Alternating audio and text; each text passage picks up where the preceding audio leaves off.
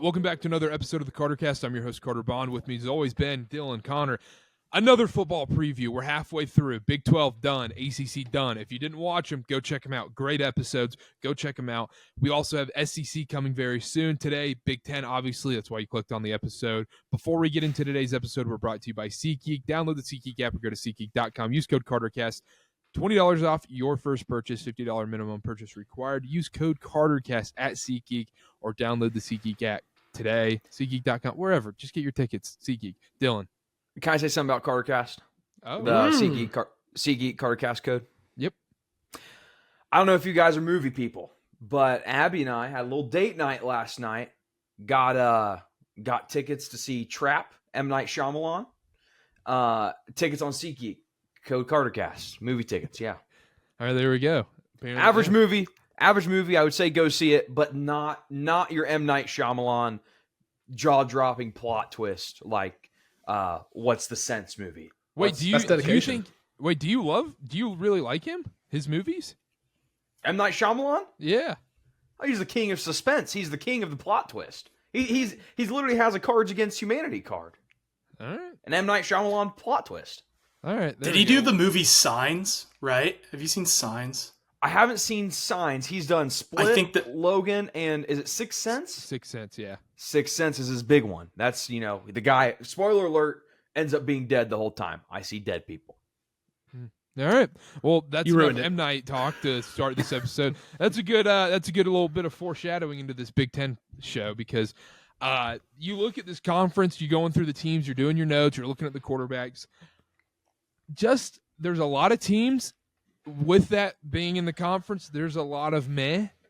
I feel like there's just a lot of meh and a lot of unknowns, more than usual. Obviously, it's the transfer portal era. There's going to be unknowns everywhere, but I felt like, especially at the quarterback position, even head coaching position, a lot of year 2, year 1 guys coming in.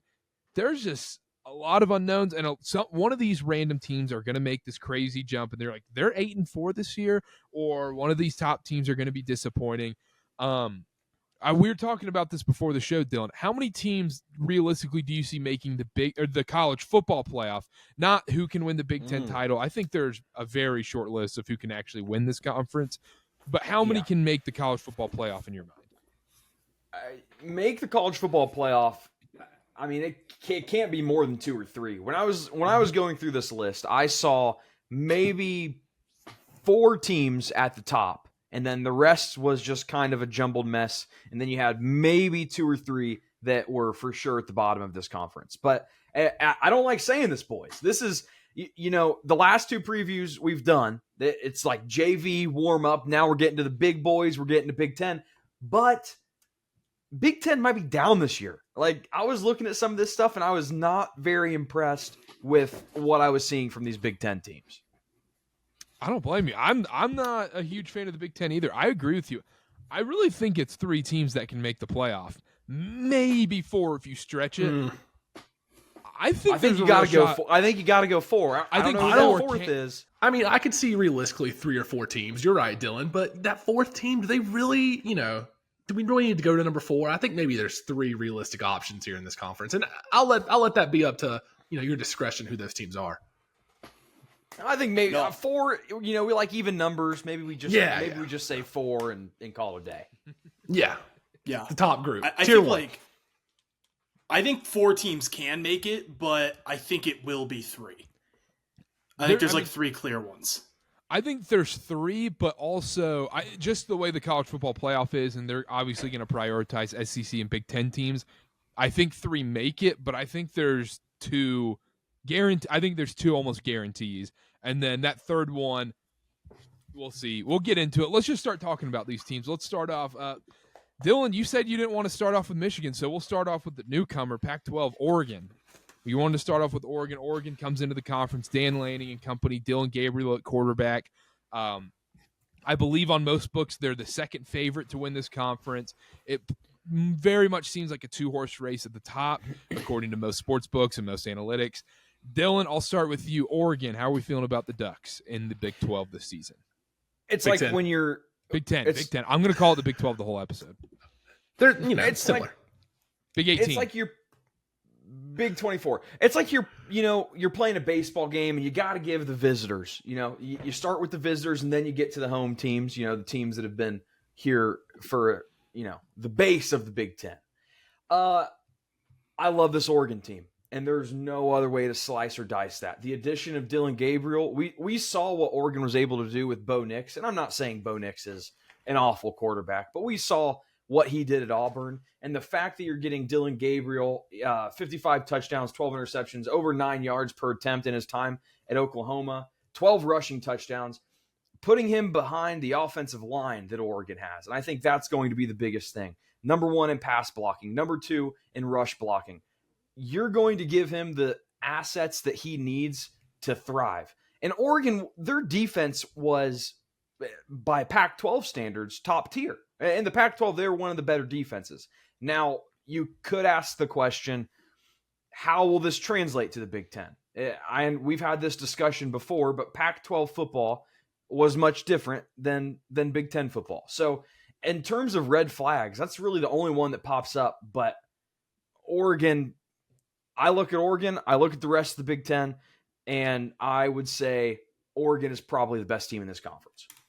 Best team in this conference. I don't think I would go that far. Ben, the Ducks. I was going to say they are one of the 2 best teams in the conference. Then there's a massive gap, I think. But you look at Oregon, you look at that offense, it's just hard to find any sort of thing to nitpick. It's just very well rounded. They've got good weapons. As Dylan was saying, it's a great offensive line.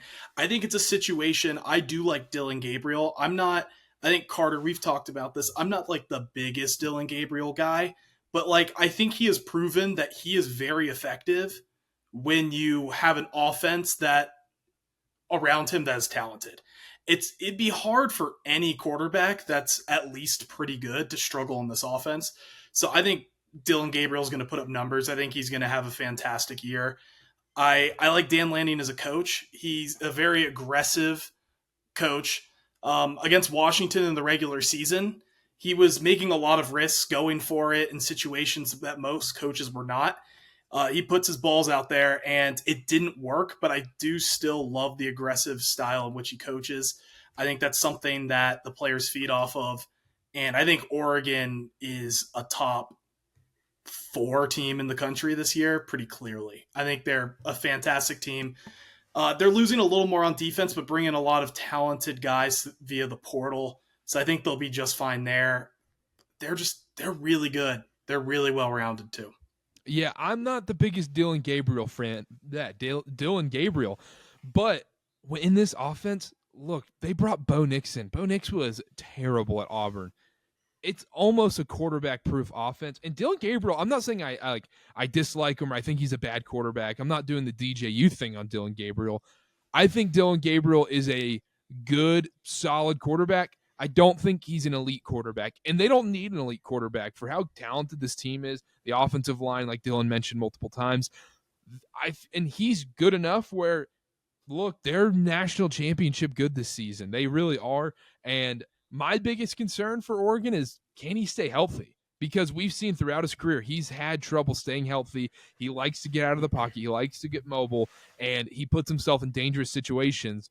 Hopefully that changes this year, but it remains to be seen. Connor, thoughts on the Ducks? Well, real quick, the luxury of this Oregon team is their backup is Dante Moore, who is UCLA's starter last year, who is more than capable as a starting quarterback in this conference. He's not obviously not on Dylan Gabriel's level, but if for some godforsaken reason Dylan Gabriel goes down, I'm not going to feel that much worse about Dante Moore under the center there. I will say on Oregon, as I was going through the notes, I was reading some things. One of the takes I want to get off, this is the perfect team for the expanded college football playoff. I mean, the perfect team. They won 10 or more games for the last 5 years, and the 1 year they didn't, they still won the Pac-12. They would have been in the college football playoff every single year the last 5 years. Gabriel's awesome. I don't need to hit on that like you guys said. I will say 5 total sacks allowed last year, 3 returning starters on the offensive line, a stud transfer right guard I was looking at, and the tight end, Terrence Ferguson, I believe is his name, all Pac-12 honors. Looking forward to getting this year. I just don't see a lot of holes in that offense. Yes, Bucky Irving's gone. Jordan James averaged over 7 yards per carry last year. The offense is there. Defense, secondary was a little meh last year. They rectified that. They were like 50th in pass defense, I believe. They got like 4 new guys in there. They're at least attempting to rectify that. And I love this Oregon team this year. Overall, I just love this Oregon team. And I think they can easily get to 10 wins. 10, maybe even 11. But it does feel like they're going to drop one of those weird ones at the end of the year. Doesn't it feel like, I don't think there is a world, even if Dylan Gabriel goes down game 1, knock on wood, they have less than 9 wins. Less than 9. No. And I'd be really surprised if they only won 9. I would be really surprised if they didn't win 11, to be honest. I would too. I think they're so good. If this team goes 10-2, I think that's a slight disappointment. Just a slight disappointment. They're still making the playoff. They're still making the Big Ten title game, I would assume. But it really feels like this team's going 11-1 in my eyes, Dylan. If you want to really get into it, you look at their schedule. Last year, they got torched by Michael Penix and Cam Ward, 2 great quarterbacks, some of the best in college football. You look down; those were only 2 losses for Oregon last year. You look down the schedule this year. What elite quarterbacks are they playing? I guess Will Howard's the best one. That's the only one I can see on there. And so that's what, 1 Tyler loss? Van Dyke? Will Rogers. calm down. I'm going Will Rogers, Washington. Just saying. We'll talk about that later. But he's one of the best quarterbacks they play all year. But I'm saying they're not playing a Penix. They're not playing a Cam Ward. That's what they got torched last year. They play Idaho. They play the Vandals week 1. Watch out. Okay. It's a shame they're not in college football 25, but, no, I agree with you. I think that's a great point. And that's to mention, you were saying the secondary had some flaws in it last season, but that's also because the Pac-12 just had phenomenal quarterbacks. They had so many really solid quarterbacks. Now you can say, oh, that's because all the defenses in the Pac-12 are bad, but I think there's a balance there where these quarterbacks are still great. Meanwhile, the Pac-12 defenses aren't as good. Dylan, do you have Oregon going undefeated? Oh, man. I can see it. Yes, I do. They get Ohio State. I was going to say, yeah, you do. You do. They get to play Ohio State in Oregon. Like, you look at their away games. At Ann Arbor.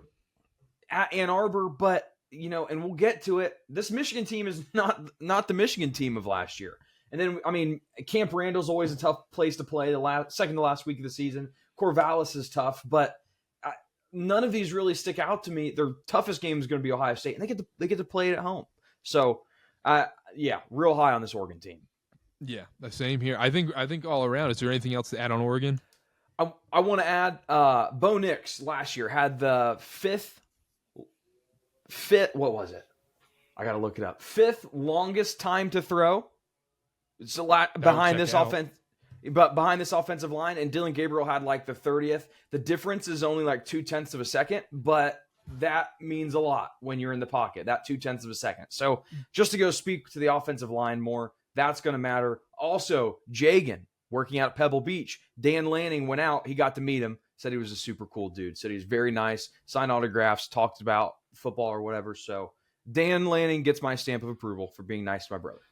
No, there you go. All right. And Karter, you said, right, that Dylan Gabriel, you're like, I don't think he's an elite guy, but I think he's pretty good. I think a pretty good quarterback in this Oregon situation is going to look elite and put up elite stats. Yeah. So I agree. Like he makes the mark of being good enough that you just can't find any holes in their offense. Yeah, I agree 100%. Let's move on. Let's talk about Ohio State. Let's talk about the Buckeyes. Their win total's 10.5. Ryan Day, this is all-time Ohio State revenge season. Now it's turned into, Ohio State against the world now, apparently. Will Howard comes in from Kansas State. They've got Quishon Judkins from Ole Miss, Travion Henderson. Great team. They lose Marvin Harrison. I'll start with Connor here. Ohio State, 10.5. Clear favorites across the board. Oh, go ahead, Dylan. Can I start with the question, a thought starter? How hot is Ryan Day's seat right now? For outsider perspective, I live here, I see it.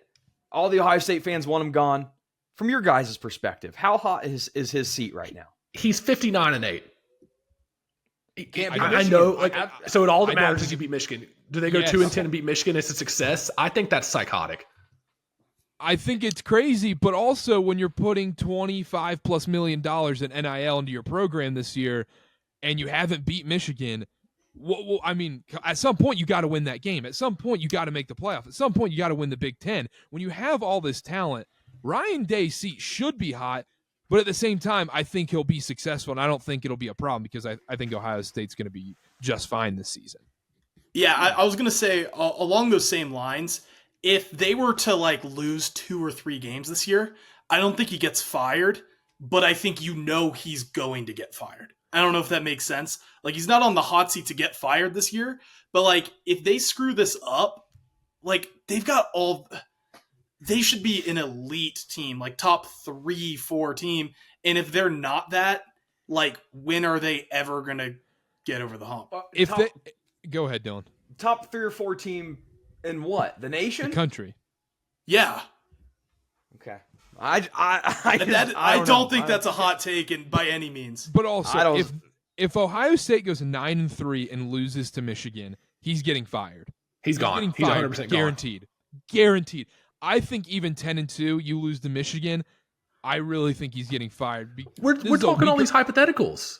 They're going to whip Michigan by 25 this year. They're going to beat Michigan by 25 this year, and that's going to save him right there. It's going to be at least 21 points, and all of a sudden the fan base is rectified, and that timeline restarts. That's what I'm saying. I don't think he gets fired because I think Ohio State's going to have a great year. But if that does happen, he is fired. That's the hypothetical that Dylan asked. So I had to answer the question. It's warm. It seems like you love Ohio State, Connor. Yeah. Let me get into it. Dylan, we've been aligned on these preview shows so far. I mean, ACC with Boston College, we'll shake hands on that. Iowa State in the Big 12, Oklahoma State. That just Connor and Dylan have been on the same wave this year so far. This is going to be a bloodbath because I think I'm going to be completely in the opposite camp as Dylan here. I love Ohio State this year. Last year, I was not very high on them, and we've already talked about the Kyle McCord stuff in the ACC preview. We don't need to get into that. 397 total points last year. It's their lowest since 2011, besides the 2020 COVID year. So, obviously the offense was the problem. 88th in rush offense. Guess what they're getting to rectify that rush offense? How about Quinshawn Judkins, who has 2,700 yards, 31 touchdowns in 2 years, and that's maybe not even their every down back with Travion Henderson still there. What a luxury to have there. Wide receiver room is young, but at least they have a proven number one who we've actually seen make big plays. A lot of these other teams I'm looking at, it's it could be a big play threat, but I'm gonna butcher his name. Emeka Egbuka. We've seen him on the field at least making plays. We've seen him at least making plays. The real point I want to hammer home here is the defense. 146 total points allowed last year, best since 1998. 7 starters are back from that defense. 3rd in the NCAA in total defense. All 4 D-line starters back. And guess who else you have? Caleb Downs from Alabama, who's arguably the best defensive back in the country. I think that's crazy. To have that luxury on defense, that depth. Talking about who? You're talking about slippery hands Downs out there, 12% missed tackle rate? You're talking about that Downs? The talent's there. I think he was that highly rated for a reason. I don't think we're looking at another Tony Grimes at Carolina situation here. The Downs that has allowed the 13 most yards after catch. This is the perfect defense. The perfect defense for him to bounce back. Perfect defense for him to bounce back. I'm a believer. I'm in on Ohio State on both sides of the ball this year. We can do bits, right? It's not a bit. It's not a bit. I do the KarterKast bit, or the SeatGeek bit. I do the Republican trope, right? We can do bits all we want, but when it comes, let's see that, Carter. When it comes down to ball, right? I'm a Michigan fan. I didn't know we were doing the BIG-10 show today. I just coincidentally wearing the national champions shirt. Yeah. The people deserve the truth, right? And here's the truth. Ohio State is going to be a good team. They didn't improve at quarterback. And we talked about Kyle McCord, right? His numbers, I would say maybe a level exchange. Will Howard's a little bit better of a rusher. That's what I will give Will Howard. But Kyle McCord had great numbers there. I will say the quarterback room is very deep. Will Howard is going to start. You have Julian Sayin, big time recruit. Devin Brown, he's cheeks. Lincoln Kineholes, probably messed that name up. And then Aaron Noland, an all-time name for a quarterback. A couple points I want to make. If you are 100% confident, if you're any of those guys, and you're 100% confident that Will Howard's going to be the starter and perform at a high level, why are 4 guys staying behind him? Why does Parker Fleming leave Ohio State when he's positioned to be a top 2 wide receiver? You mentioned the wide receiver room. Egbuka, great wide receiver. Who's number 2? Carnell Tate? Is that all you're going to have? The previous years, we've had Marvin Harrison Jr., a Heisman candidate, and then you've had Parker Fleming. Then you've had Emeka Egbuka. You've had great tight ends even in the mix to mix it up. That's not the case this year. Parker Fleming left to go catch passes from Drew Aller when he heard that Will Howard was coming in. No, Karter, what do you want to add about? That's the truth. Jeremiah Smith is at Ohio State. He's going to be their wide receiver too. They didn't drop off at all. I'm sorry. Besides Marvin Harrison, obviously. You cut out a little bit there. Who's going to be wide receiver too? Jeremiah Smith. Okay, that's fine, right? Egbuka is the number one guy, and you want to look at last year where you had Harrison. Egbuka's a step up as number 2 from the next guy. So that, I hear the defense, right? And you want to okay, hold timeout. I'm going to interrupt there because you can say, oh, it's a step down at wide receiver. Who was playing quarterback? Kyle McCord. That's the problem there. But he wasn't awful, Karter. To be fair, he was not awful at Ohio State. Oh my gosh! Did you guys watch? Do you guys watch the games? Do you guys watch the games? Clearly, Ryan Day had zero faith in Kyle McCord ever throwing the ball. They had to hand it off, and anytime it was, "Hey, Kyle McCord, time to make a big play," he never did. It was the running backs that made the play. It was never Kyle McCord. Never. And you questioned. Go ahead, Ben. I've talked enough. I was going to say, does the quarterback even have to be all that good? No. Do you see the backfield? No, because I will say, I think Dylan brings up a great point. When I was looking into Ohio State, just looking into the depths of the roster a little bit, the biggest question mark is like the depth at wide receiver. They've got a great wide receiver 1. The offensive line's at least pretty good. I think quarterback, like, it might not be elite, but, like, you know what you're getting, and it's good enough. And the defense is obviously fantastic. But I'm just not sure, like, I mean, Ohio State they were really freaking good last year, too. I mean, obviously they weren't good enough to win the national championship, but, like, they weren't Make the that playoffs. far off. Make the playoffs. Yeah, but, like, you know that if we're trying to put in, like, realistically, like they gave themselves a shot. I think they're a little better at quarterback, even if it's not dramatic. I just think the defense and run game is enough, especially with Chip Kelly. Like, I just think that as long as you get adequate quarterback play and, like, an adequate passing game with, like, the non-Egbuka receivers, I think you're in really good shape. I think that's good enough. I agree. And to go off that, I love Ohio State this year. Ohio State's winning the Big Ten. Spoiler alert. They're winning the Big Ten. Will Howard is an upgrade from Kyle McCord. They would not have pushed Kyle McCord out of the program so fast if he was a good quarterback. They wouldn't have. But they pushed him out. They told him you can't come back. We're getting someone else. And they got Will Howard, who's a better quarterback. He is. The coaching staff at Ohio State didn't believe in Kyle McCord, so why should we? So they upgrade there. They upgrade at running back. Yes, wide receiver drops off a little bit, but essentially what Ohio State's doing at this point is they're copying the Georgia-Michigan model where we don't need a great quarterback.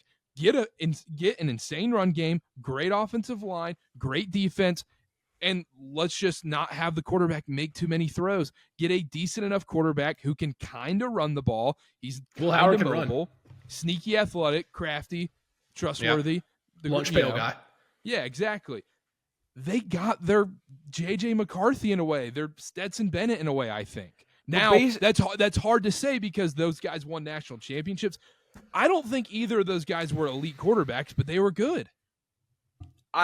We're talking about this Kyle McCord thing and how, you know, the coaching obviously did not have faith in him. And we're just automatically putting that on Kyle McCord, and maybe it was coaching malpractice. Maybe they're not great at recognizing that talent. You look at the stats, McCord had him. He had him. That's quarterback. Dylan, you would have good stats. Dylan, you would have good stats at Ohio State, and you're throwing to Marvin Harrison Jr. If Marvin Harrison comes out in this next draft, he's arguably the first or second overall pick. He was playing against Big 10 defenses. Will Howard was playing against Big 12 defenses. And you can shake your head all you want. That is a very important distinction to make.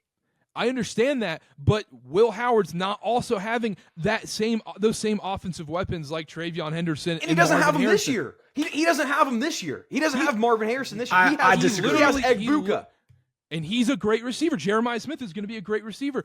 He also still has Travion Henderson and Judkins. Quinshon Judkins. I will give you guys this. Ohio State is a good team. Very good team. A lot of people are penciling them in as Big Ten champions, and I don't think you can yet. They have a very tough game at Oregon. And that's it. No. Indiana will give them fits the second to last game of the year. Don't they play at Penn State too? Don't they play at Penn State too? At Penn At State's Penn the State, one. At Penn State's the one you look at. Indiana, they will now, give them fits.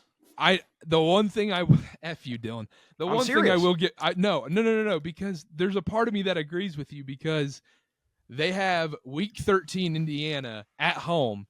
It's the all-time look-ahead spot to Michigan the next week. And Michigan does the same thing every year. Plays a close game to Maryland last year. 2 years ago, it was Illinois. In Indiana, I don't want to waste time, but they're going to be a better team than what people think too. All right. So- All right. Any other thoughts on Ohio State? So who? Well, I guess we'll talk about who wins the conference later. Yeah, I'm all in on Ohio State though. Me too. Carter, I'm with you.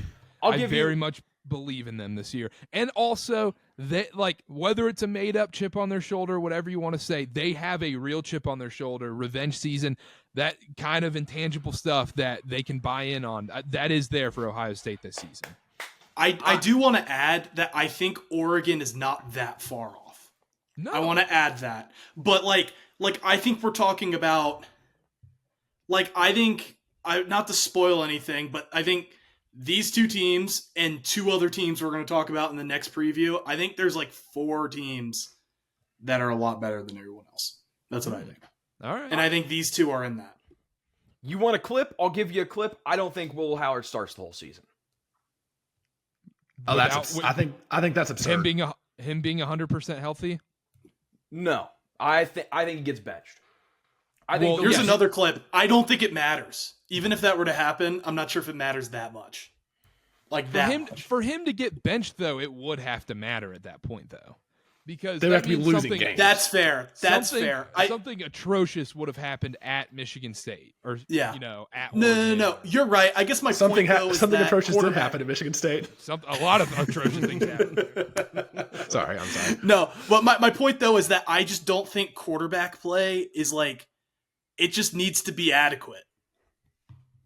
That's all it really needs to be for him, I think. Yeah. All right. Well, in that vein, let's talk about Michigan. I don't want to do this. Michigan. Look, Dylan, I was a Michigan man last year. I'm gonna just do what John Harbaugh, I'm gonna do what Harbaugh's doing. Jim Harbaugh. I'm gonna do exactly what he's doing. I'm just gonna leave when it's convenient. I'm going to leave Michigan when it's convenient because that's what Harbaugh's doing. He knew all this stuff was coming, and he's leaving when it's convenient. And he's throwing it all on the next guy. And I was a Michigan man last year. I'm leaving like Harbaugh did. I'm still a Michigan man because I was there from the beginning for the national championship season. That's not how that works. No, you're not. You're a former Michigan man. Former. Oh, then Harbaugh's a former Michigan man. No, because I won a national title. We won a title, Dylan. We won one. We did. Oh, we know what, Carter, you're banned. You're banned for the next 5 years if you want to come back. How about that? Yeah. Me and Jim will be hanging out in L.A. All right, we'll be hanging out with Justin Herbert. How about that? I didn't want the guy to go, but you got to do what's best for your family. Payday comes, you get to go to L.A. You don't have to live in Ann Arbor. You don't have to deal with NCAA sanctions. You don't have to deal with a worse roster. It's just these things. So now we're rocking with allegations and things that haven't even been proven. Gotcha. Okay, that's good. That's good precedent to set. All right. Well, Dylan, talk me into Michigan. Tell me why I should believe into Michigan. I can't. I don't want to go first. He knows ball. I can't. Connor. I can't. Connor, talk to me about Michigan then. I'm going to be honest. I'm not going to be able to convince you to get back on the Michigan hype train. I think they're pretty properly rated, if not a tad overrated. New quarterback who hasn't thrown a pass. Spoiler. You quarterback, you got to throw a lot of passes. Don't know what we're getting there. I don't even know if he starts the whole season. Dylan can back me up on that. All 5 O-linemen gone, if I read that correctly, from a great O-line last year. 6 O-line. Top 6 gone. Complete turnover there. Running back's gone and Blake Corum. I do love Donovan Edwards, but Corum's gone. Wide receiver 1 and 2 from last year, gone. Top returning wide receiver, 200 yards last year. not enough returning production on offense. You want to turn to the defense. Top 2 tacklers gone, 3 of the top 4 sack leaders gone, team leader in interceptions gone. Rod Moore hurt with an ACL. He probably won't even play this year, maybe halfway through the year. Too much production lost, not enough back, not enough proven commodities on this Michigan team for me. 8.5 wins feels right. I'm not shocked if they go 8-4. I mean, you look at the schedule, they are prime time candidate to be upset by one of these quarterbacks in the middle of the conference that gets hot one day. I really do believe that. And that's not me doing a bit on Dylan. I just don't think it's there for Michigan. And I think some of this preseason hype they're getting is just based on name and reputation alone. I don't see it. I 100% agree with everything Connor said. That was perfectly stated. And Thank you. Also, playing Texas week 2. What are you doing scheduling these games, Dylan? Talk to the AD.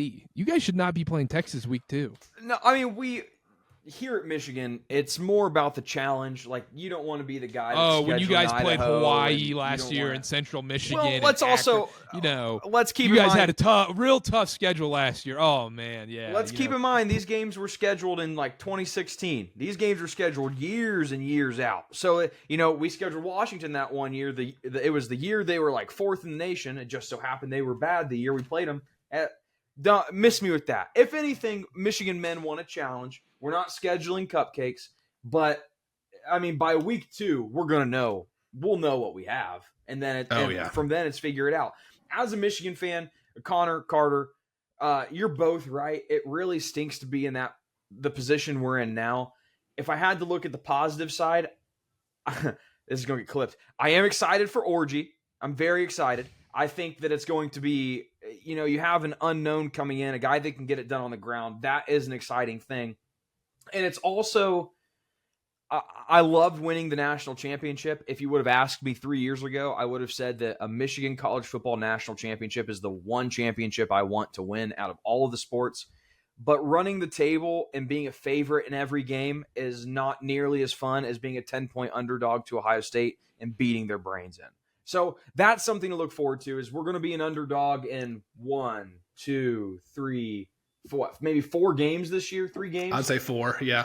So, it's fun to be the underdog. But in terms of actual success, I don't see a national championship in our cards. Maybe the playoffs, if we can pull off a win against Ohio State, Texas, or Oregon, and then win the other games. Hey, real quick, it's not fun to be Dylan, a what's Michigan all fan this? right now. They only have 4 road games? Is that normal? They only have 4 road games. Well, Am I reading that right? Yeah, 4, and then 5 home games to start the season. Yeah. Well, we have Michigan men love to host. Yes, we're hosts. Orgies. Very It's gracious. Oh. It's we gracious. host Orgy at the Big House, and then you have to think of the season ticket holders. They want to see more games as well, so we can charge a little bit more when we have more. It's it's all about money now. A lot of fines to pay. A lot of fines to pay coming up. Well, so. allegedly. Can I make a dumb prediction real quick while we're talking about Orgy? How nauseating is Robert Griffin III going to be on the broadcast talking about Alex Orgy? He's already hit us with one. Orgy in the end zone. It was during some fluke game, beginning of the year game when he got in. It is going to be every game where he thinks he's like that kid getting in on the joke, and everyone's like, dude, He's hitting Gen Z. Yeah. Oh my gosh. I'm excited for it. I agree with y'all. Michigan 8-4, 9-3 feels right. We talked about NC State where, on the defensive side of the ball, they're just going to figure it out. Yeah. I feel that way, honestly, about Michigan's defense. I feel like they're just going to plug and play dudes, and their defense is going to be solid. There's just so many question marks on the offensive side of the ball where, Connor, you said it all. The offensive line gone. Best wide receivers gone. Colston Loveland, I do like him a lot. But yeah. Quarterback position, who knows what we're getting at quarterback? Donovan Edwards, great back. So I just don't have a lot of faith in Michigan. I think they are going to beat all the teams they're better than, but I don't see them upsetting anybody. So I think 8-4, 9-3 feels very right for the Wolverines this season. Did I see that they only bring back 5 starters? Is that right? I don't know, but it's not good. Whatever. Yeah, I that think actually that's one sounds of, right. It is right. That's one of those things where, like, if Jim Harbaugh were still there, you could sell me on like 10 wins and sneaking into the playoff, or vice versa. If you lost a coach but returned a lot of production, like, I think you could sell me. The fact that it's both of those things plus like the Jim Harbaugh, like the whatever you want to say about the allegations, those obviously aren't going away, which obviously Michigan was able to win with those. Doesn't make things easier. So I just think there's a lot of things that they have to overcome. Sharon Moore can still have a ton of success at Michigan. Michigan can get back to the level that they were at. But just, I think there needs to be an acceptance. It sounds like Dylan has that of there's going to be a backseat taken this year. And, when you win a national championship, that's okay. You can give me an 8-4 season the next year and I'll survive. If I'm a fan of Michigan. Dylan would trade an 0-12 season for that national championship last year. It doesn't matter. It doesn't matter. And then you get the consolation. You get the consolation prize of you retired Nick Saban. You scared DeBoer out of the Big Ten. He played one Big Ten football game and was like, I'm out of here. I'm going to the SEC. So you have your consolation prizes. We'll be average this year. I'll watch every game. I'll be sad when we lose. And it's whatever. This is a dumb Michigan fan hypothetical question. Would you rather go 10-2 and lose to Ohio State this season, or go 7-5, 8-4, but beat Ohio State as a 10-point underdog? You could give me Ohio State as the only win of the season, and I would be happy. I just can't. The really, feeling, really, you really believe that? 100%. There is nothing worse than you have to hear about it for a year.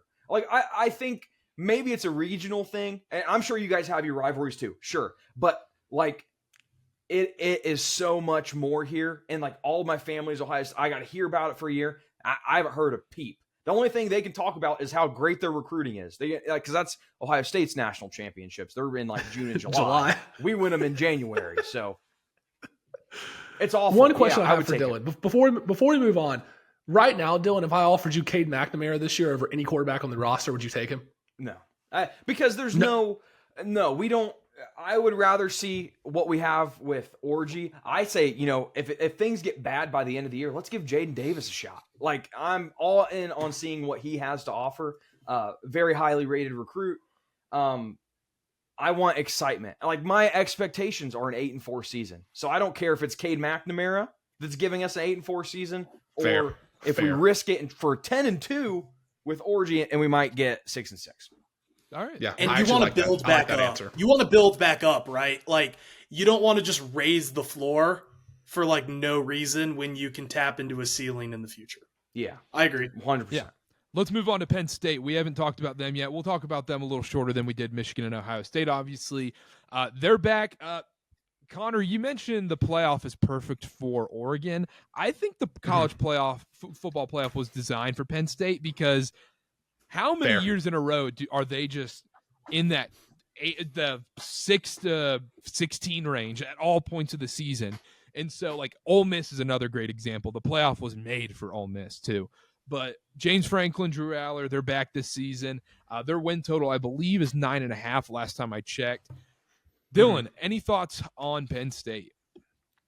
The addition of Fleming is huge. Former Ohio State guy. I was shocked when he left Ohio State and went to Penn State. I don't really know anybody that wants to catch passes from Drew Aller, but when you look at his stats from last year, 25 touchdowns, 2 interceptions, just about 8 yards per attempt, he wasn't really that bad. And Connor, you brought up Cade McNamara. He gives me Cade McNamara vibes. Game manager, take care of the ball. Mm-hmm. That's what Cade was really good at. He won't kill you, but he won't propel you either. Yes, exactly. Not a very high ceiling, but a pretty high floor. Not really sold on the offensive line. There are some issues there. I think the defense will be solid. It usually is under James Franklin. I'm kind of in the middle with this team. I could see him sneaking into the playoffs at 10-2 sounds about right. Just normal Penn State, like Karter said. Yeah. The one issue I have with Drew Aller is, you mentioned, his stats aren't that bad. But when he played against good defenses last year, he really struggled. I mean, especially Michigan last year. He couldn't even get the ball off. He was struggling so much against Michigan. Rutgers, I believe he struggled against. And even Ohio State, he has 180 yards, 1 touchdown, no picks. But he wasn't making any plays. And it was, like you said, just game managing football. Just make the plays. Just make the plays. Yeah. I know. Well, that'll be happening a lot this NFL season. But Connor, thoughts on Penn State?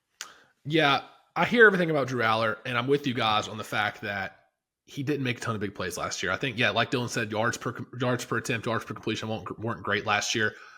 I think the key to Penn State this year hinges on whether or not he can actually take a next step and be an elite quarterback and actually perform at an elite level and raise the floor of Penn State, which he hasn't been able to do thus far. And I haven't seen anything that'll make me think he will. But if he does, that'll take him to the next level. I think the O-line's going to be okay. Running back room solid. Nicholas Singleton's a pretty good back. Defense, like Dylan said, going to be great under James Franklin. I fully anticipate them being back to what they were last year. Penn State, though, they look at their schedule. They avoid Michigan. They avoid Oregon. They avoid Iowa. They get Ohio State and Washington at home, which is a big deal for a team like Penn State. 9.5 wins seems like pretty doable. I easily see 10-2, maybe sneaking in an 11-1.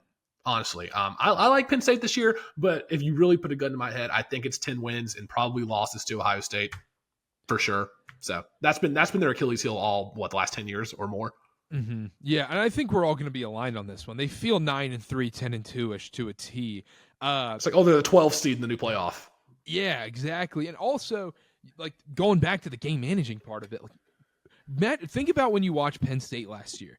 Did they ever have a play that go 20-plus yards? There were zero explosive plays last season, and the stats back that up as well. They ranked 97th in explosive plays. They just couldn't have those dynamite plays you need that are difference makers in football games. Ben, thoughts on Penn State? I was going to start by saying I think the new playoff, like when we were talking about it with Oregon earlier, my first thought was I really think with Penn State, because Penn State, it's like that meme where it's just sort of like a dignified, and then it's just like ugly. I'm trying to think of it, but it's like the meme where it's like the same like the faces. thing. Yes, but we like hate one of them and then we like hype up the other. One, yeah. Yes, and it's the same thing. I was going to say that with like Penn State and Oregon missing the playoff. Because it's like, Dylan Gabriel, you're so sexy, but Drew Aller, like, ugh. Yeah, no, exactly. Like, I think Penn State is one of those teams that like they go 10-2 every year, and most people would be happy, thrilled if their team went 10-2 every year, but we all collectively, for some reason, agree to just gang up and make fun of James Franklin and make fun of Penn State. The path to 10-2 is the same for them every year. You disappoint against Ohio State and Michigan. That's why I think it's maddening. Yeah. And that's why and it's going to happen again. It's going to happen again, but it's good enough to make the playoff. And I don't know what you guys think, but like I think that changes things. I think they're the third best team in this conference. I think there's a gap between 1 and 2 and 3, but they're a good enough team to do what they've done every single year and make the playoff because of it. And I do wonder if that changes things around the narrative surrounding Penn State. I'm curious what you guys think. I think it will over time, but then I feel like Penn State becomes that team where like, okay, yeah, they make the playoff, but they lose in the first round every year. It's, like Notre Dame. It's Notre Dame. Yeah, exactly. Yeah, it's just, they're going to be the team that makes it. Because every year, like you mentioned, they're just like, you get the college football playoff, you get your top 4 reveal, whatever. You're like, oh, number 7, Penn State. They kind of snuck their way back up in there after losing to Ohio State and Michigan. And also, they don't have to play Oregon this year. That's huge. Yeah. So, realistically, you look at the schedule, I'm knowing Penn State, they're going to fumble a noon kickoff against like USC or whoever. Yes. 10-2 Heisman, Miller Moss. 10-2 feels perfect. Exactly. Any other thoughts on Penn State before we move on? Yes, one more. Week one, they play West Virginia at West Virginia. They are 10.5-point favorites. I'm all over West Virginia in that game. Too many points, plus 10.5. First game of the year. I'm big on Garrett Green, like I said in the Big 12 preview. That may, spoiler, be the KarterKast parlay pick for me, is West Virginia plus 10.5 against Penn State. Because they're at home. Yeah, and one last thing is Dylan mentioned that Drew Aller, it's like he's kind of a high ceiling, or no, not high ceiling, like low ceiling, like high floor guy, which is funny because Penn State fans wanted Sean Clifford to be done and for them to put in Drew Aller, thinking that Sean Clifford was the limited ceiling guy. Like, it's just they're living in this perpetual state of our backup is the high ceiling guy. And for good reason, they thought Drew Aller was like 6'5", like big dude, strong arm. He still could be, right? I mean, I still think he can't. No. I'm just saying that is kind of the perception. And I think it's largely because he had 2 bad games in the 2 games that you can't have bad games if you're a Penn State quarterback. I think there is room for growth. If he's at least just a game manager and not a disaster in like those 2 big games a year, that changes things a lot. I think it really does. Yeah. All right. Fair. Let's move on. Let's do overrated teams. Real quick, Connor, who's your overrated team in the Big Ten? I mean, I've been over it plenty of times this episode. Is Michigan. I think they're, 8.5 wins is whatever, but they shouldn't be highly regarded as like, oh, there's a tier 1 of these 4 teams and then it drops off. I don't think they're in that top tier of the Big Ten, and that's why they're my overrated team. I don't think they're on the same level as definitely not Ohio State and Oregon, and I would put Penn State comfortably above them this year. Comfortably. I think comfortably they're the number 3 team in the conference. Like I agree. Snuggie and hot chocolate from a fire comfy? Yeah, bear rug on the that's floor. That's how comfortable you're outside. talking about here. Yeah, not very, very comfy. All right, Ben, who's your overrated team? I also have to go Michigan, but I feel lame about it. Oh my gosh, this graphic's going to be I awful. don't love it. I don't love it because it's like, I feel like, I don't know. I just didn't love the overrated selection in this conference. So I got to go Michigan because they were national champions, and I think they're really more like the 4th best team in this conference, if not 5th. Well, there's only 4 teams. There's only 4 teams with less than 20-1 odds to win this thing. So we've only got so many choices. I feel like this is really the only choice unless you think the 3 other teams we were talking about before this stink. So like, I think all those 3 other teams, Penn State, Oregon, Ohio State, I think they're all as good as advertised. So it's like by default, I had to go Michigan. All right, Dylan. Iowa has a half a game less on their win total. No one thinks they're overrated. No one thinks Iowa's overrated. Is that who you're going with? It's not who I'm going with. To be fair, you're saying that was my second choice. Dylan. Iowa was on there, but Michigan's better for the episode, and Ben's over here saying, "Oh, I have to go with Michigan. I have to choose Michigan as my overrated team." Iowa is right there, put it up on TV. We don't even know who's going to start a quarterback for him. The problem with Iowa is you know they're going to have a great defense, but that's true. Their only truly like very, very, very challenging game is at Ohio State. You look at the schedule; they don't play Oregon, they don't play Michigan, they don't even play Penn State. Yeah, I hear it. Just needed to give some. You need some clap back there. Overrated. I think that anytime you have a team at even money or maybe a little bit better than even money to win conference, and you have wide receivers leaving and you get an adequate quarterback, they're overrated. Ohio State is overrated. They're not a bad team, but people are writing them in as the Big Ten champion, and that is just not the case. I have one that I want to do so bad, but I don't know if I have the balls to do it. I want to pick Nebraska so bad, every fiber in my body, because like Ben mentioned, like Ben mentioned with Miami. Oh, Miami, they're okay. Yeah, the use bag, blah blah blah. Those same conversations are coming out of Michigan because all of a sudden Michigan has this great quarterback now, but I don't have the balls. Nebraska. It's not, or Nebraska, I meant, sorry. I'm losing my mind here. Nebraska's not my pick, though. It's Michigan. Of course it is. It's Michigan. It has to be. Yep. It has to be. For a team that's losing that many players, they don't really know who their quarterback is. They're going through NCAA allegations right now, which is going to impact recruiting. It just seems like a disaster season for Michigan. Horrendous PR all around. It just could be so bad with a new head coach. Michigan has to be the pick there. Dylan, what's your underrated team? Underrated. I'm going to call him JMU 2.0, but Indiana.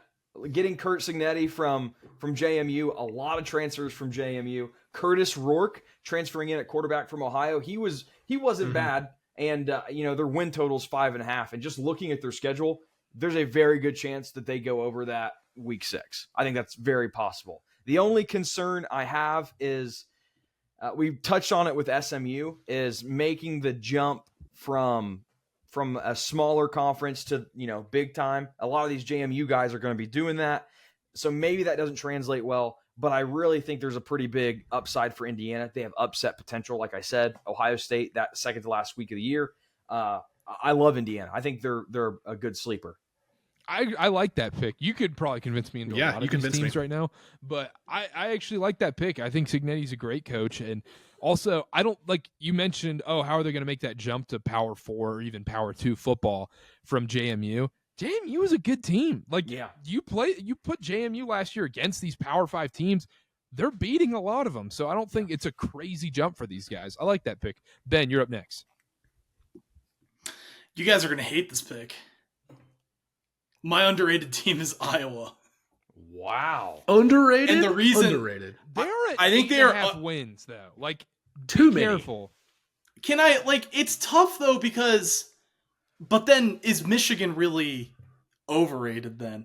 I don't know. Like from a Vegas standpoint, Vegas I think is spot on with a lot of these, but I'm talking more like public perception. I think Michigan is overrated and Iowa's underrated. I think Iowa wins 9 games. And I would consider that in the new Big Ten to be underrated. I just think this defense is just going to be so good once again. And with firing Brian Ferentz and bringing in a new OC, I think you can only go up. I'm not going to come out here and tell you they're going to beat really good teams, but they're just going to beat up on the teams that they're supposed to beat. Maybe beat a couple of teams that are on a similar level as them and then lose to Ohio State, the Ohio States of the world, and go 9-3. Just looking at their schedule, there was 5 games I could see that are I don't feel like if you there's 5 games where I'm they might lose that game. It's Iowa State, it's Ohio State, it's Washington, it's Wisconsin, and it's Nebraska. I think they're better than all those other teams, and they can win 2 out of those 5 games. And that puts them at 9-3. And I think Iowa has one of those perceptions. It's I hate to make everything in life about Virginia basketball, where it's they win a bunch of games, but everyone just goes, you suck, you're awful, you're terrible, because they do it in an ugly way. I think this Iowa team, you look up and they finish 4th or 5th in the Big Ten. And I think that's a lot better than people are going to think they will finish. All right. You kind of talked me back. You wrote me back in a little bit. I see your point now. The worst thing that go ahead. No, please go ahead, Dylan. Please. The worst thing that happened to Iowa this season was getting rid of the divisions, because that's one thing they could hang their hat on. Yes. Winner of the West. Yeah. We're the kings of the West. We get to play in the Big Ten championship. But I don't hate that. It's I kind of feel indifferent to it. So it's great for television viewing though, not seeing them get whooped up on in the championship every year. Yeah. All right, my underrated team. This is not anti-Dylan. I promise it's not. I'm gonna go Michigan State. Oh No! my gosh. I'm gonna go Michigan State. Jonathan Smith too. in. Is it really? Jonathan is Smith from this? Oregon State, pretty successful. Main reason I'm picking him though, Aiden Childs coming in. Didn't see a lot of him behind DJU last year, but in his limited action, 300 yards, 4 touchdowns, no picks. Also had 3 rushing touchdowns. So anytime there's a dual threat quarterback like that, you're gonna get me going a little bit. Jack Belling, tight end, also from Oregon State. He had 8 scores last year. He'll be that safety blanket. Few solid O-line transfers. Defense, not great last year, to say the least, but they got a lot of transfers, at least in the front 7. I think this is going to be better than 4.5 wins, better than the third worst odds to win they're better than the third worst odds in the conference. I'll tell you that for sure. I think they're sneaky one of these teams that'll upset somebody big. Aiden Childs gets hot. And also, last point on them, I'm more so picking them not because I know what Aiden Childs is. It's more so that I know what most of the other quarterbacks in the conference are. Hudson Card doesn't do it for me. Some of these other mid-tier quarterbacks, I'm just not getting excited about. But Aiden Childs at least has the high ceiling that I think he'll perform this year. Michigan State's my pick too. I can't believe it. That's weird. We don't need to go too far into it, but 4.5 wins is too low for this team. Jonathan Smith is a good coach. Childs, yes, there's question marks there. He didn't get to play a lot at Oregon State, but you look at the schedule, they're going to be a team. We talk about these teams all the time doing these previews. They're going to be in the first half of Ohio State. That first half against Ohio State, you're going to be like, why is this only a 3-point game? And the tweet's going to come out. And it's going to be like eyes emoji. Spartans only down 3 at halftime. You're gonna get live money line. Live money line. Yeah, you're gonna get like an Apple TV notification, be like, "Oh, can the Spartans upset the Buckeyes?" And I'm excited. Also, another scheduling note: Michigan State at Boston College, Week 4. That's what I was going to ask, Connor. I know. That's tough. Winning? I don't know what to do with Win-win that. I really don't know what to do with that. I have more. Yeah, it's a win-win for me. I have more faith in Thomas Castellanos just because I've seen him, but you never know. Last point though, with the quarterback thing, do you guys not agree though? It's like, all right, Aiden Childs has a pretty high ceiling. We know who MJ Morris is. We know who Will Rogers is. We definitely know who Tyler Van Dyke is. None of those guys are doing it for me. I hate to say it, but they're not. So that's another reason why Michigan State's my underrated pick. It's like kind of process of elimination. Well, that's why I didn't want to say Nebraska is the overrated pick, because we don't know what Dylan Raiola can be. Facts. I mean, he's trying to, like Jason Tatum was trying to copy Kobe and do all the Kobe things in the NBA.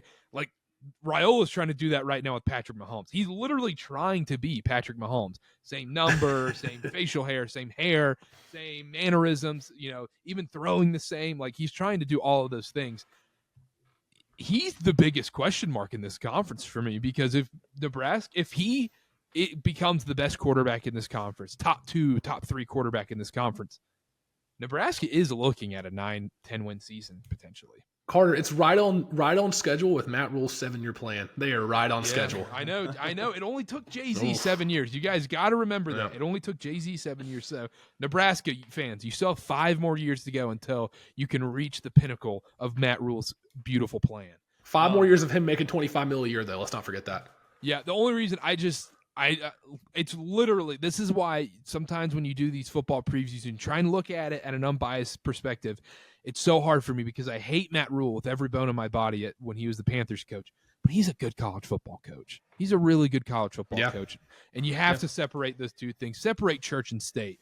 And I think also, I will say for Nebraska, that Colorado game is going to dictate their season.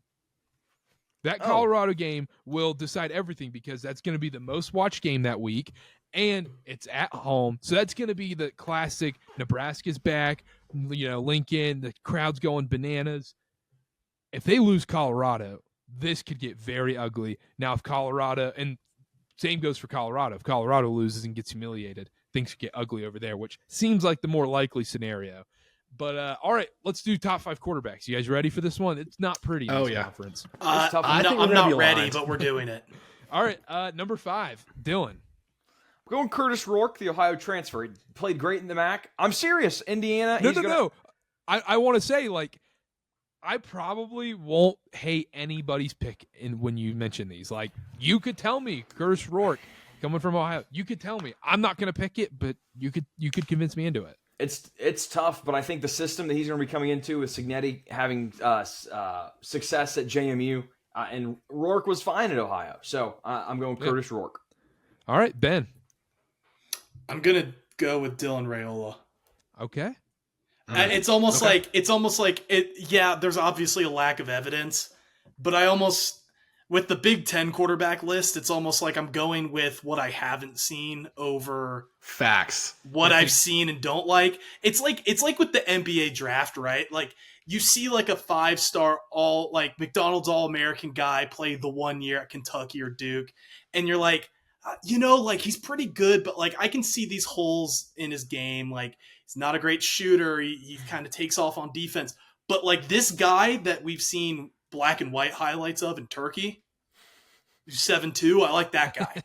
I'm kind of that way with Big Ten quarterbacks, where it's I've just seen a lot of things I don't like from Big Ten quarterbacks that I'm favoring the guys that I haven't seen, but the upside of. I went the exact same way as you, so well, not exactly, but the same mindset. But Connor, who's your 5th?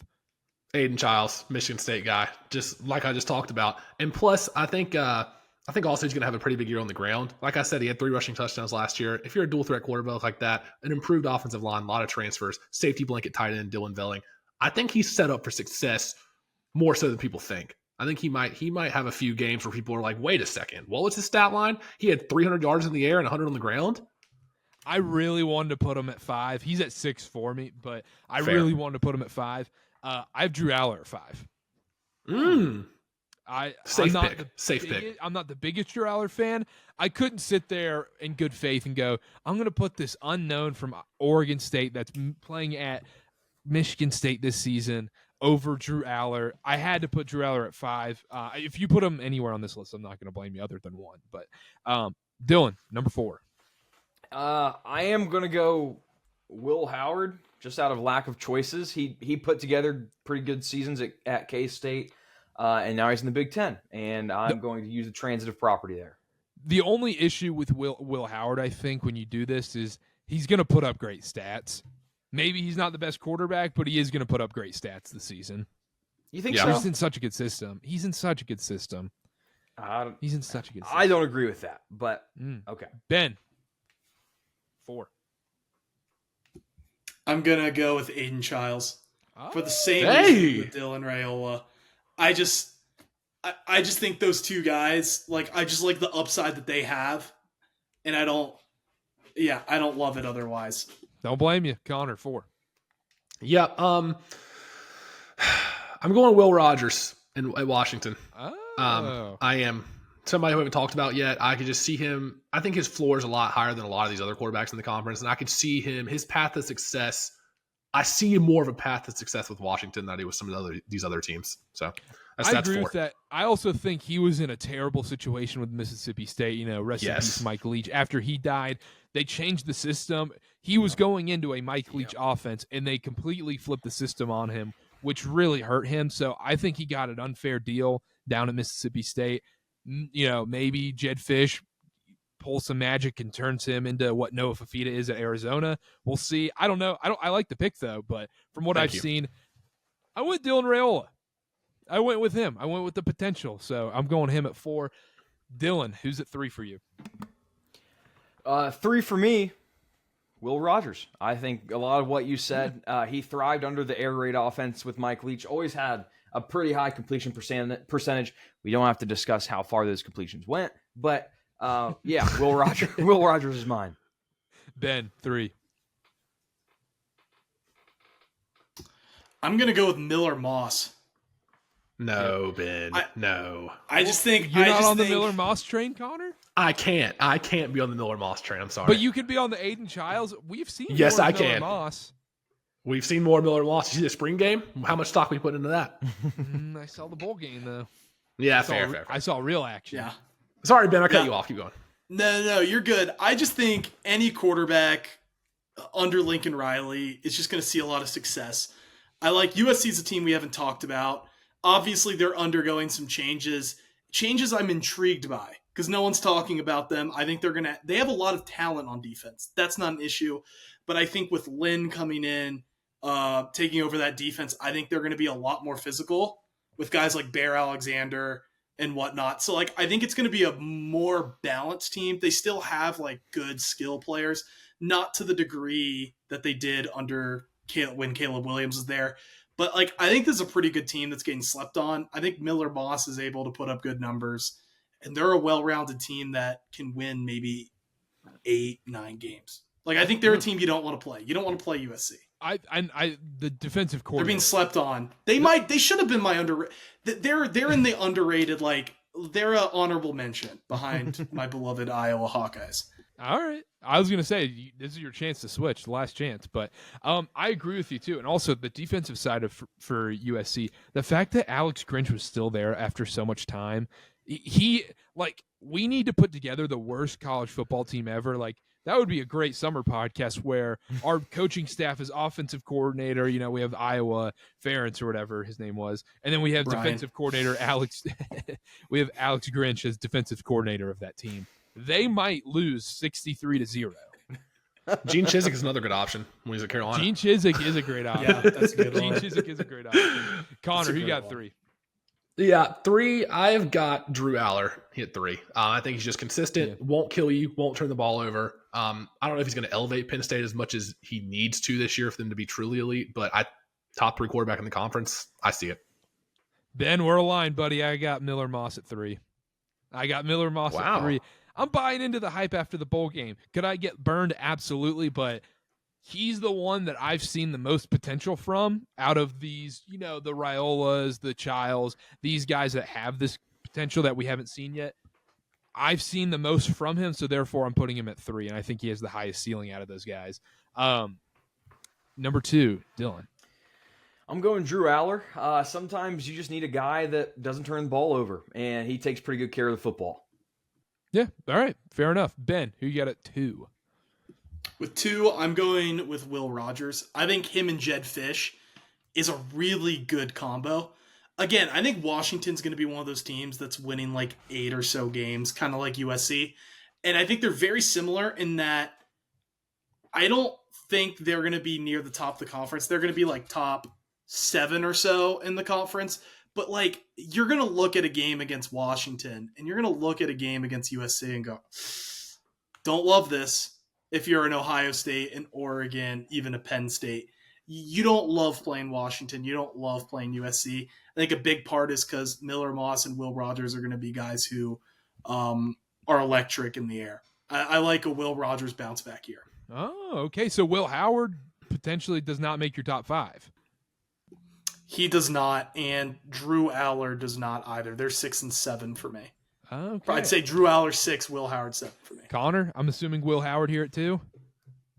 So I've actually got Dylan. No, I'm just kidding. I've got I've got Will Howard at 2. I think there's something to be said. I'm not a psychologist. Don't take this advice for any medical purposes.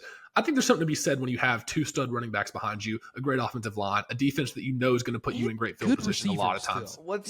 And pretty good receivers. I would maybe chill with the great offensive line. Maybe give him good. Oh, hey, Dylan. Good with elite potential. Elite potential. Dylan, you love your PFF. They have them 6 overall in PFF. I'm curious about pass block because that's what matters for the quarterback. Yeah, look that one up and get it back to me. I think I had total grade. I think. Yeah, fair. Either way, I think there's something to be said for I don't know, just having that elite group around you, and like I said, a defense that you know is going to get stops, you know is going to give you the ball in good field position, good situations more often than not. I think being in this Ohio State system is going to elevate him maybe farther than what he would be in some other system where, like, I don't know, is a middle of the conference kind of guy. I think being at Ohio State is really going to elevate him. Yeah, I have Will Howard at 2 here as well. He's just going to put up the stats. Do I think he's the most talented quarterback out of this group? Probably not. But him being at 2, it feels right because he's going to put up the stats. He's going to win a lot of ball games. He's going to be a part of the college football media machine now that he's the quarterback at Ohio State. And he is set up for success better than almost any other player in college football at this moment. Any other player would want to be in his shoes. As much as I defended McCord in the ACC episode, it is a small step up from McCord. I am a Will Howard believer. Upgrade. Dylan, 1. You say that it's the situation that everybody would want to be in is at Ohio State. I think the situation that everyone would want to be in is Oregon with that offensive line. And Dylan Gabriel's 1. That's what I put as 1. That's fine. I mean, you could say that. I mean, Carson Beck's spot at Georgia, it's all in that same tier necessarily, but maybe Oregon you'd want to be there a little Max bit Johnson's more. spot in Chapel Hill. Yeah, Malik Murphy's spot. It's more. I think Oregon's more quarterback friendly to allow the quarterback to shine, whereas like Ohio State, it's more like you're well rounded and have a great chance at a national title too. But I think Oregon, it's like a better chance to put up good numbers and look good. But I don't know if that makes sense. I think that's fair, but also like I think we have recency bias where we're like, oh, Kyle McCord, that's true. But when you have a guy like CJ Stroud or Justin Fields, they were able to put up those numbers like an Oregon quarterback typically does. So you can get that shine, which I still think it's crazy they didn't land Cam Ward. Whatever the price was, the fact they didn't match that is outrageous. And that'll be a great college football what if they do end up losing or they have a bad season or whatever and Will Howard stinks. It's going to be an all-time college football what if is, what if they forked up the extra $500K for Cam Ward? Yep. So, but anyhow, Dylan, 1. Gabriel all around, right? It has to be, I think.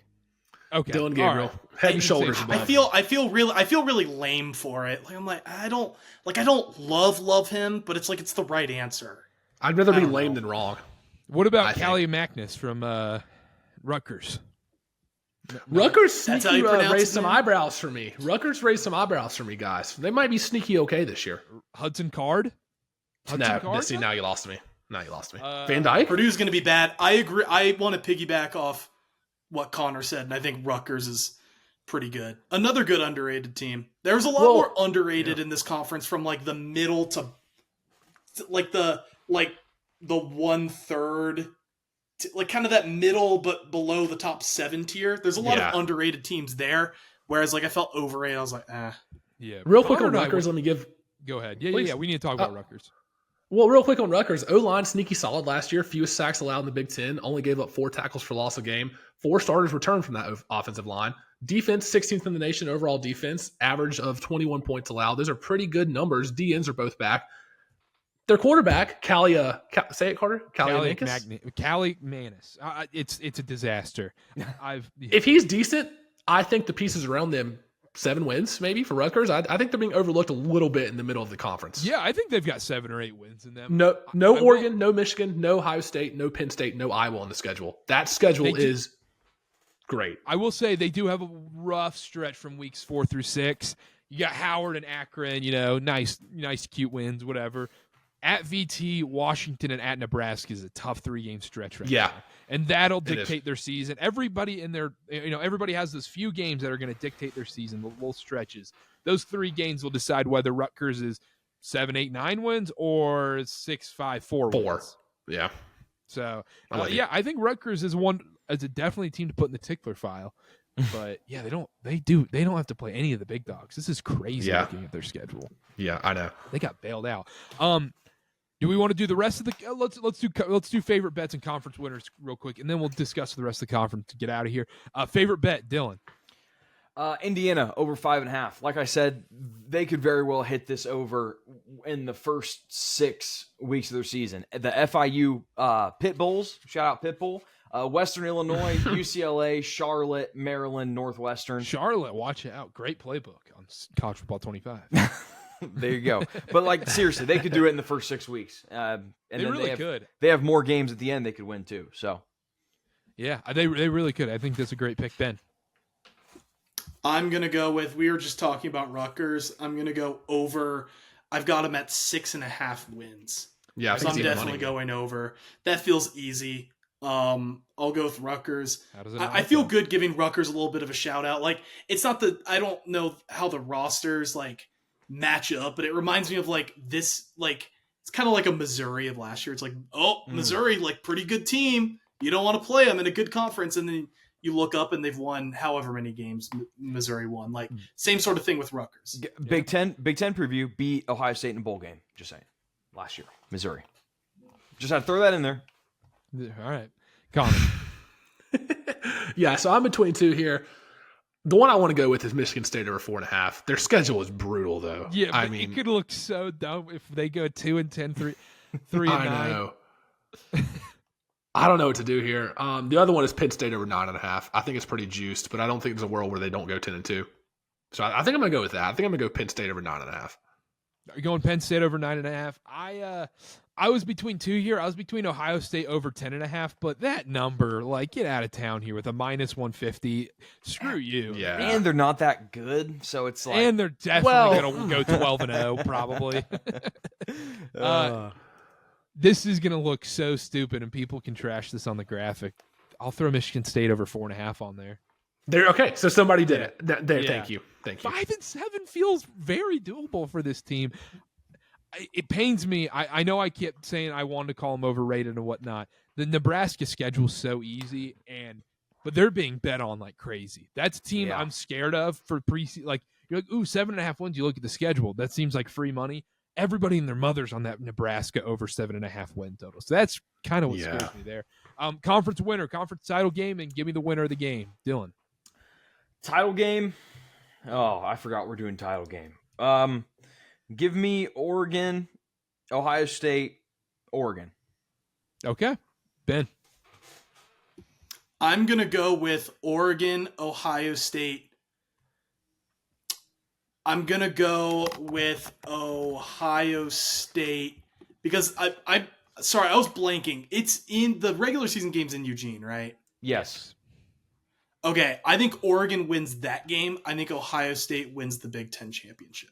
Okay. Sorry, that's why I froze. That was my pick, but I was like, I started panicking. The just lights say it were was too internet. bright. The lights were too bright, and I was like, oh no, are they playing in Columbus? And I started to panic. So, yeah, give me Ohio State to win the conference, but Oregon to beat them in the regular season. They split. Connor.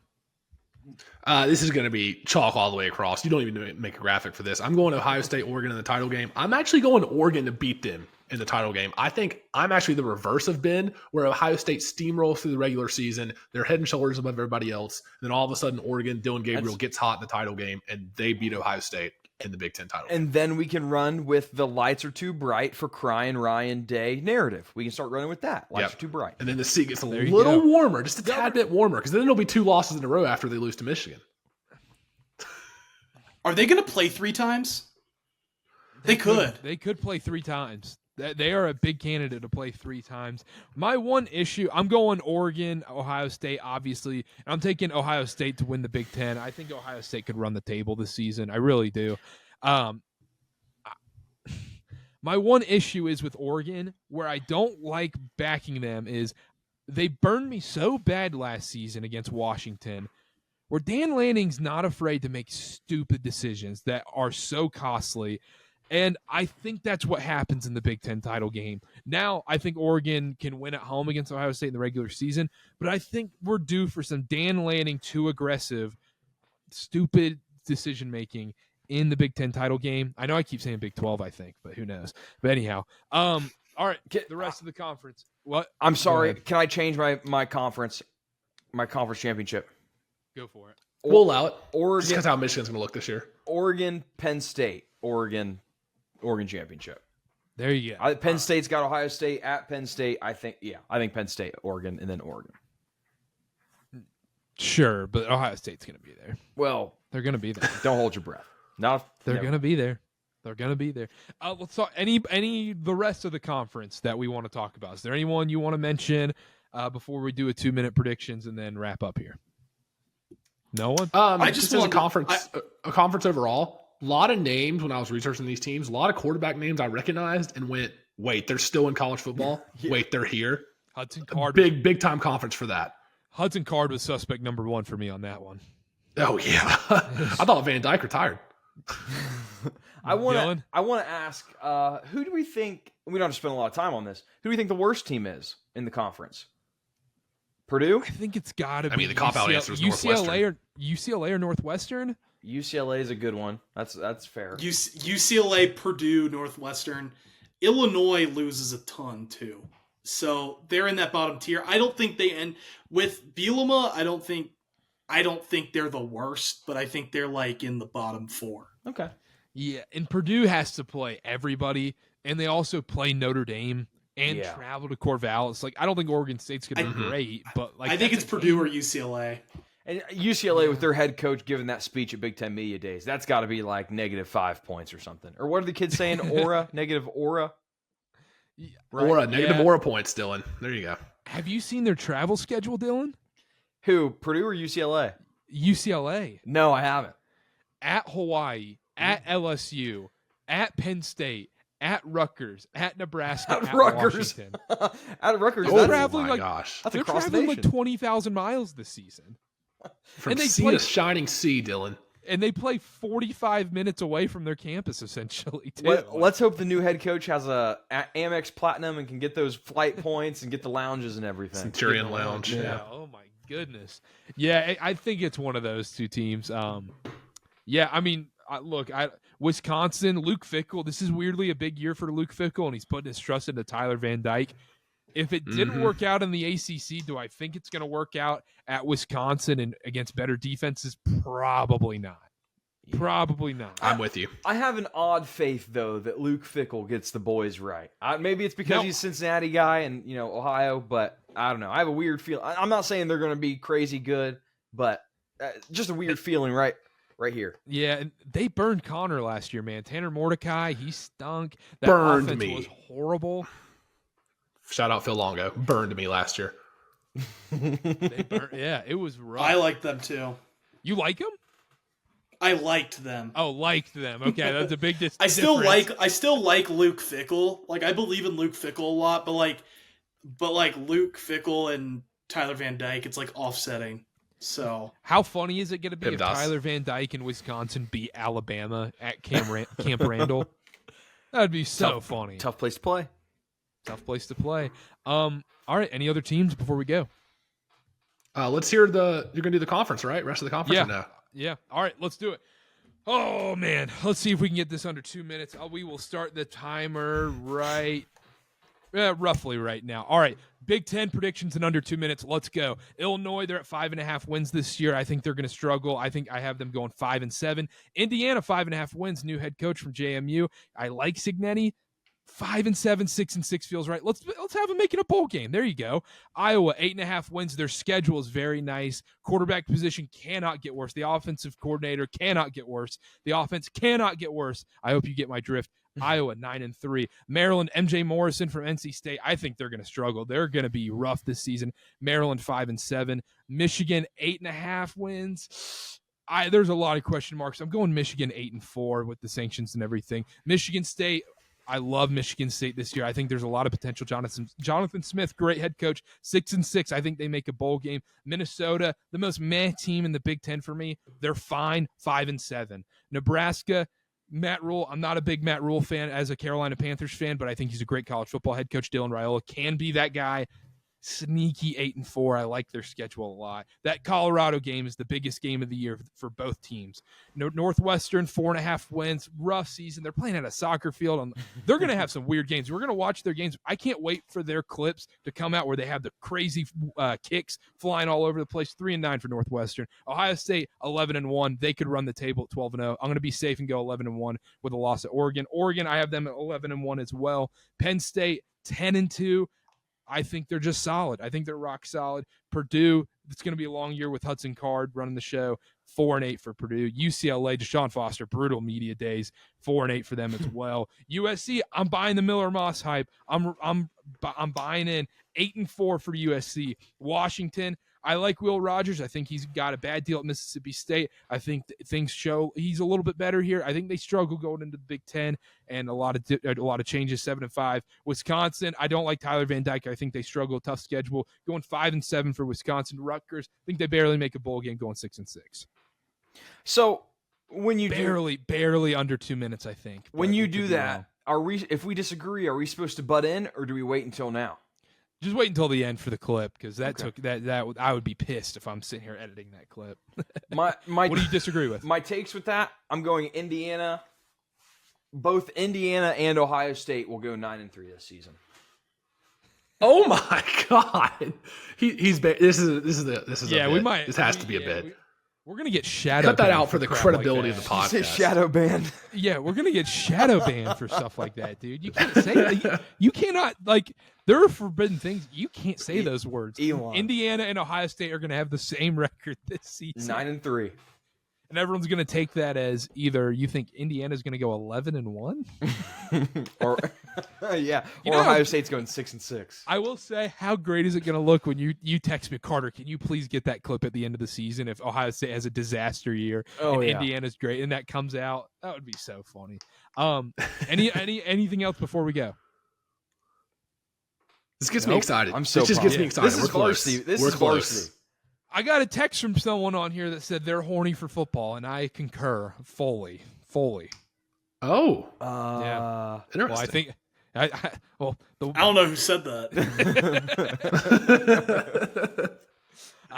Orgy in the Big House probably said that. Orgy in the Big House. All right, that does it from us. SEC will be out very shortly. If you didn't listen once again, go check out the ACC and Big 12 previews as well. Download the SeatGeek app or go to SeatGeek.com. Use code KarterKast, $20 off your first purchase at SeatGeek. College football season. SeatGeek, you're going to be buying a lot of tickets, going to a lot of games. Use code KarterKast at SeatGeek today, especially if you're a BYU fan. And all right, that does it from us. Follow us on Twitter. All that's in the bio at KarterKast on everything. Like and subscribe. Rate, review. You know how it goes. We'll see y'all next time. Bye-bye.